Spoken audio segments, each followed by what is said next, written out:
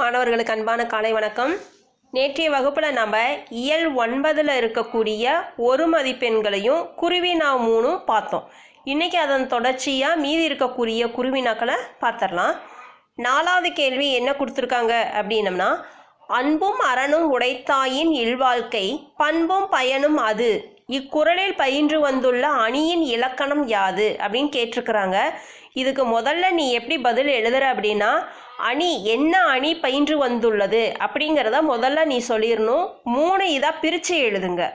முதல் பாயிண்ட் என்ன எழுதுறீங்கன்னா, இக்குறளில் பயின்று வந்துள்ள அணியின் பெயர் அப்படின்னு சொல்லிட்டு நிரல் நிறை அணி அப்படிங்கிறத அண்டர்லைன் பண்ணி அழகாக நீட்டாக கோடு போட்டு காமிச்சு எழுதுங்க. இது முதல் பாயிண்ட். இது எப்படி எழுதுனாலும் உங்களுக்கு புத்தகத்திலேயே இருக்குது. இந்த நிரல் நிறை அணி அங்கே கொடுத்துருக்குறாங்கல்ல, இது அப்படியே எழுதுனாவே போதும். நிரல் நிறை அணி அப்படின்னு எழுதிட்டு அடிகோடு போட்டு காமிச்சிருங்க. அடுத்தது பாடலினுடைய பொருள் என்னங்கிறத எழுதிரு. இல்வாழ்க்கை அன்பும் அறனும் உடையதாக விளங்குமானால் அந்த வாழ்க்கையின் பண்பும் பயனும் அதுவே ஆகும் அப்படின்னு பொருளை எழுதிருங்க.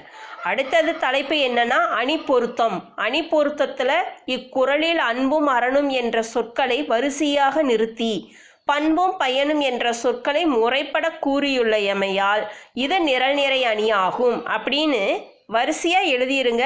தலைப்பு கொடுத்து எழுதுங்க. அப்போ பார்க்கும்போதே அது திருத்தறதுக்கு ரொம்ப எளிமையாகவும் இருக்கும், எங்களுக்கு மதிப்பெண் போடுறதுக்கும் ரொம்ப எளிமையாக இருக்கும். சரியா? நீ நீட்டாக எழுதியிருக்கிற அப்படிங்கிற ஒரு எண்ணம் எங்களுக்கு தோணும். அடுத்த கேள்வி என்ன அப்படின்னா, இதில் 4 கேள்வி முடிஞ்சிருச்சு. 5வது கேள்விக்கு போகலாம். 5வது கேள்வி என்ன கொடுத்துருக்காங்கன்னா, வாழ்வில் தலைக்கணமே வாழ்வு என்று நாகூர் ரூமி யாருடைய வாழ்வை குறித்து கூறுகிறார்? யாருடைய வாழ்க்கையை நாகூர் ரூமி குறிப்பிட்டு கூறுறாரு அப்படிங்கிறது தான் இதை எழுதணும். இது 2 தலைப்பு கொடுத்துருக்குறாங்க. வாழ்வில் தலைக்கணமே வாழ்வு. இதை தனித்தனியாக நீயே தலைப்பை எழுதி கோடு போட்டுக்கிட்டு அதுக்குரிய பதிலை பக்கத்தால் எழுதிக்கும். எப்படி எழுதணும் அப்படின்னா, முதல்ல வாழ்வில் தலைக்கணம் அப்படிங்கிறதுக்கு எப்படி எழுதுகிற, 2 முற்றுப்புள்ளி வச்சுட்டு, உலகில் மனிதர்கள் பணம் பதவி பட்டம் என்ற வகைகளில் ஆணவம் கொண்டு தலைக்கணம் பிடித்து வாழ்கின்றனர். ஆணவம் அப்படின்னா என்னது? திமிரு, செருக்கு தான் ஆணவம். இந்த ஆணவம் கொண்டு தலைக்கணம் பிடித்து வாழ்கின்றனர். இது முதல் பதில். 2வது தலைப்புக்கு என்ன எழுதுறீங்க அப்படின்னா, தலைக்கணமே வாழ்வு. இதுக்கு எப்படி எழுதணும்? சித்தாளு போன்ற பாரம் சுமப்போர் தலையில் சுமையை சுமந்து தங்கள் வயிற்றுச்சோற்றுக்கு பாடுபடுகின்றனர். இவர்களின் தலைக்கணமே வாழ்வாகிறது. இப்படி 2 தலைப்பில் நீ பதிலை எழுதிடும். வாழ்வில் தலைக்கணம் அப்படிங்கிறதுனா என்ன, அடுத்தது தலைக்கணமே வாழ்வு அப்படிங்கிறதுக்கு என்ன பொருள், இதை தனித்தனியாக எழுதுன அப்படின்னா உனக்கு 2 மார்க்கு ஈஸியாக நீ வாங்கிடுவ. சரியா? அடுத்தது இது குருவினாவுக்கு 2 மதிப்பெண். அடுத்தது சிறுவினாவில் முதல் கேள்வி என்ன கொடுத்துருக்குறாங்க அப்படின்னா, சித்தாளின் மனச்சுமைகள் செங்கற்கள் அறியாது இடம் சுட்டி பொருள் தருக அப்படின்னு கேட்டிருக்கிறாங்க. இடம் சுட்டி பொருள் தருக அப்படின்னா என்ன? தனித்தனியாக நீ எழுதணும். இடம் அப்படிங்கிறது என்ன அப்படிங்கிறத எழுதிட்டு பொருள் அப்படிங்கிறதையும் நீ தனியாக குறிப்பிட்டு எழுதணும். தனித்தனியாக எழுதினாதான் இதுக்கு 4 மதிப்பெண்கள். இந்த 4 மார்க் கேள்வியில் உனக்கு எப்படி கேள்வி எதுலேருந்து எந்த இடத்துலேருந்து கேட்பாங்க அப்படிங்கிறத சொல்ல முடியாது. எதில் இருந்து வேணாலும் கேட்கலாம். இப்போ இடஞ்சுட்டி பொருள் விளக்குக அப்படின்னா இடத்தை, இந்த வரிகள் எந்த இடத்துல வருது அப்படிங்கிறத நீ குறிப்பிட்டு சொல்லிடணும். அதன் பிறகு இதனுடைய பொருள் என்னங்கிறதையும் நீ குறிப்பிட்டு எழுதணும். இது போன வருஷம் வரைக்கும் கிடையாது. இது இந்த வருஷத்தில் இருந்து தான் உங்களுக்கு இதை கொடுத்துருக்குறாங்க. அதனால் நீ கண்டிப்பாக இதை அட்டன் பண்ணி எழுது.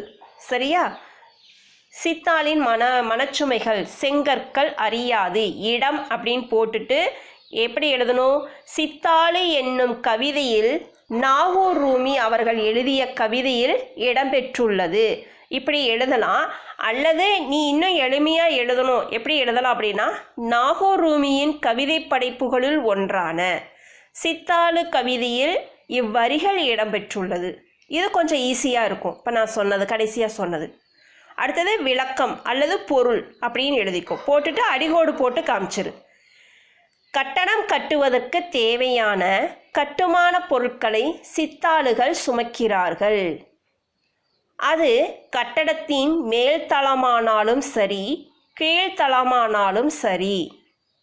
அப்படி சுமக்கும்போது வியர்வை சிந்தி உடல் சோர்வுற்று பல இன்னல்கள் மத்தியில் சுமக்கிறார்கள்.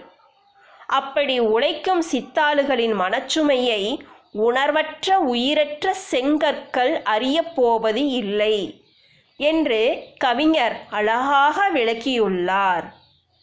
இதெல்லாம் எப்படி எழுதியிருக்கிறார் அப்படின்னா, கவிஞர் எப்படி நாகூர் ரூமி சொல்லியிருக்கிறார் அப்படின்னா, உயிரும் உணர்வும் இருக்கக்கூடிய மனிதனுடைய மனசுமைகளை உயிர் இல்லாத இந்த செங்கற்கற்கள், செங்கல் இருக்குது இல்லையா, அது எதுவும் அறிய போகிறது கிடையாது. யார் சுமக்கிறாங்க, எப்படிப்பட்டவங்க சுமக்கிறாங்க நம்மளை அப்படின்னு அதுக்கு தெரியாது. உழைத்து வியர்வை சிந்தி அந்த ஒருவேளை சாப்பாட்டுக்காக தான் இவங்க சுமக்கிறாங்க அப்படிங்கிறது அந்த செங்கலுக்கு தெரியாது. இது உணர்வு பூர்வமாக எல்லாரும் தெரிஞ்சுக்கிறது. அந்த சித்தாளனுடைய பாரம், தலைக்கணம், எப்படி அவங்களுடைய வாழ்க்கை இருக்குது அப்படிங்கிறத நாகூர் ரூமி இந்த பாடல் மூலிமா நமக்கு ரொம்ப அற்புதமாக எடுத்து கொடுத்து காமிச்சிருக்கிறாரு. ஒரு சிறிய ஒரு பாடலாக இருந்தாலும் இது நமக்கு எந்த அளவுக்கு உணர்வு பூர்வம் மனசில் ஆழமாக பதியுது அப்படிங்கிறத அவர் எடுத்து காட்டியிருக்கிறார். சரியா? மேலே இருக்கக்கூடிய அந்த படத்தை பார்த்தா கூட உங்களுக்கு தெரியும் எப்படி மனிதனுடைய வாழ்வில் தலைக்கணம் இருக்குது, அவங்க சித்தாளனுடைய சுமைகள் எப்படிப்பட்டது அப்படிங்கிறத இங்கே எடுத்து காட்டியிருக்கிறார். சரியா? மீதி இருக்கக்கூடிய அடுத்த 3 சிறுவினாவை நாளைய வகுப்பில் நம்ம பார்க்கலாம். இதில் தற்குறிப்பேற்று அணி இருக்குது. இந்த பாடல் இந்த 5 மார்க் கேள்வியில் கண்டிப்பாக இது ஒன்று இடம்பெறும். அணிகள்லேருந்து ஏதாவது ஒன்று கொடுப்பாங்க, அதே போல் பாவகைகளில் இருந்தும் ஏதாவது ஒன்று கொடுப்பாங்க. இது நம்ம நாளைய வகுப்பில் பார்க்கலாம். நன்றி, வணக்கம்.